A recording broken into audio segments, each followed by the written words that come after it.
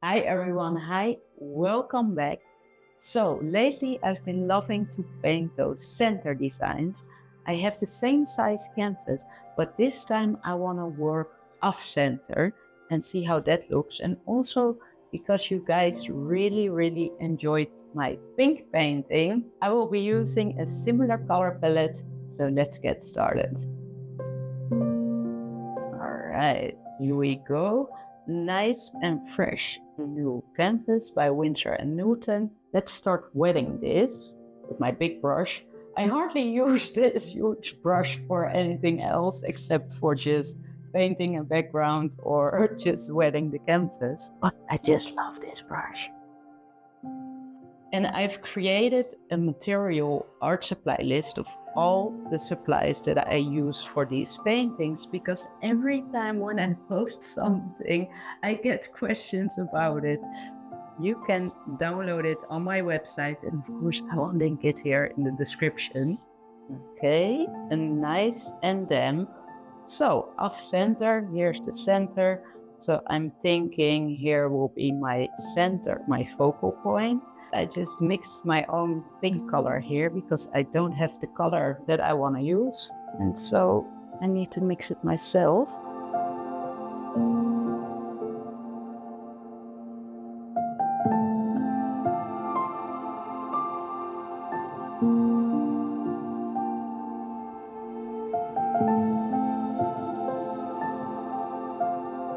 Anyway, it's a good start. Question is, do I want to have this all that white negative space?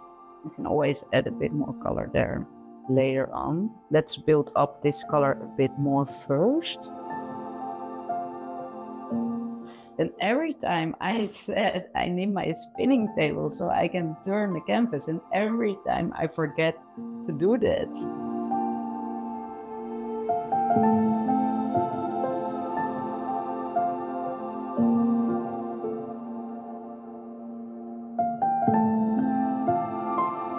I think this is a great start. Let's use some different shades, some darker colors. The Van Dyke brown mixed with the magenta and some oxide red. This is beautiful. And this time, by the way, I decided to use some silicone here so I can properly mix my colors and take it off.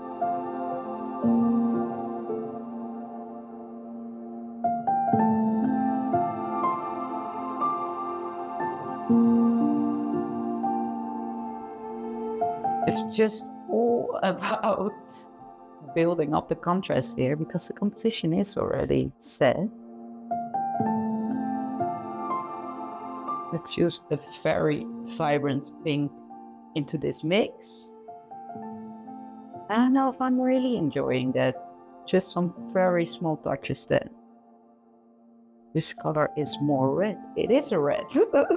I picked the wrong one. I just love more neutral colors. But with acrylic pouring, I really loved all the vibrant colors. But with these botanical works, I'm just more drawn to the neutral colors. Let's add some gold. And of course, I will be adding a little bit of green too. And maybe some violet. Let's go over this one because I just don't like that one. That's not a lot better. I do think pink shades and gold work very well together. Well, I do think green shades, blue shades, black shades all work with gold. Definitely a gold fan, not so much a silver fan.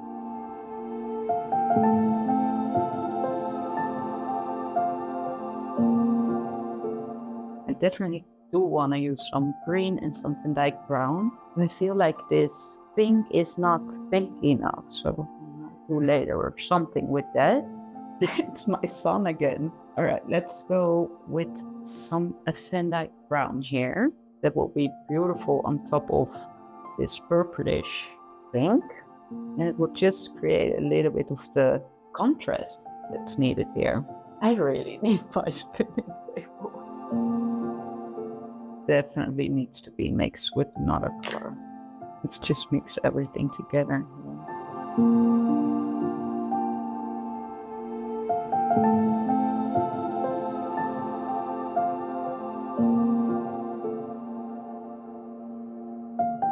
definitely be starting with some white, and then I will let that dry, I think, and create more depth, just like here, just more darkness, more darkness in the center, feather that out.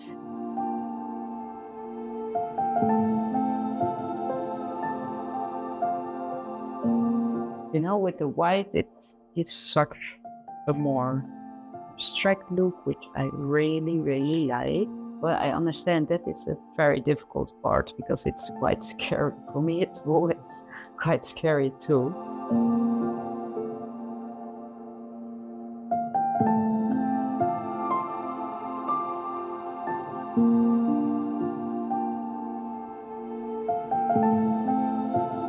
I think this is such an interesting palette. You know, just for this little part, I've been at it for over an hour, and I just love that. It's my son again. He wants to give me a kiss. It's like every time when I start videoing, it's almost his nap time. He's screaming. All right, you know, let's start adding a little bit of green. If I don't like it, I will cover it up. But I do want to mix it with the gold, so it's not so green. Yeah, that's my thing.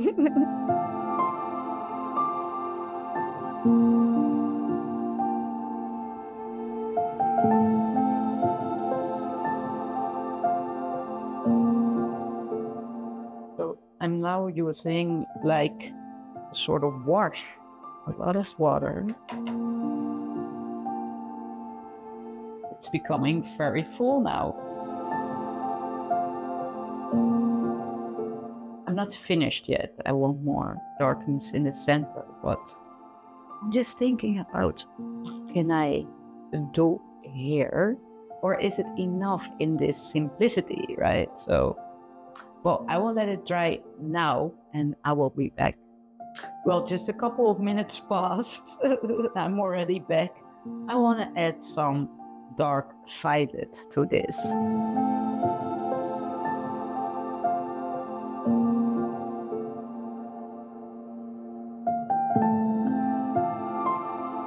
Well, this palette is changing. It's really, really changing now.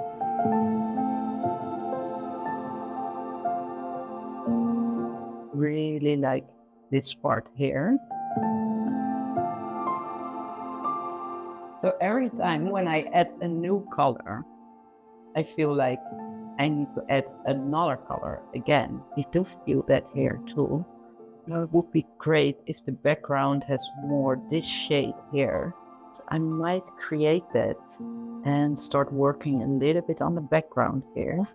Yeah, I will do that. So I will create this shade, the first shade I started with, and then start feathering everything out a bit more on the background here on the negative space.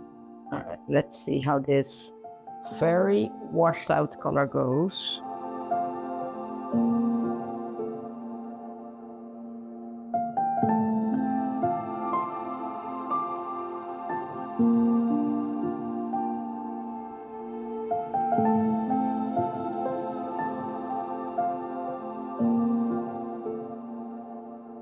It's kind of nice. The background that I created, it's kind of nice, isn't it?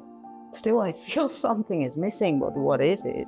Yeah, I will add very small touches of green, and then I will leave this alone. I just need to leave this alone because it becomes so dark.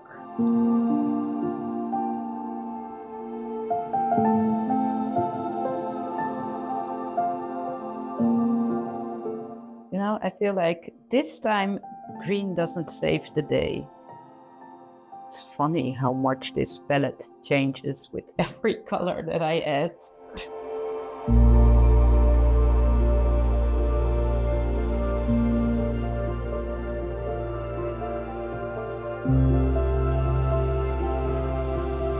Every time when I do a brush stroke, I see something else that I want to fix or make better. It's my toxic trait.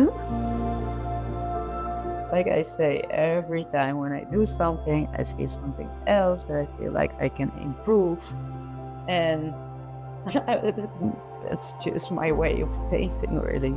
But that's also why my paintings become a lot fuller mostly. All right, leave it. I'm gonna leave it. I will bring you up for the dried end result.